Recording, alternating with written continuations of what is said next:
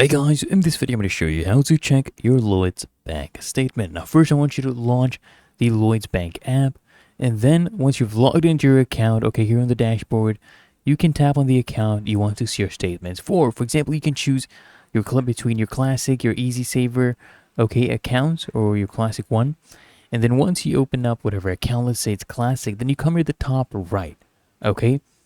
Click on these three dots here. Then what I need you to do is come here, and I need you to go ahead and scroll down, and under manage account you'll see this option. Now this option says download or print statement, so go ahead and click on this option, and you'll be able to choose from the different months for whatever year. So the more you scroll down, the more options you get. So go ahead and click on this download icon to download the statement as a file on your phone, and then you can go ahead and open that up for that respective month. Okay, if you found this helpful, make sure you smash that like button and subscribe to Find Your Solution. I'll see you in the next one.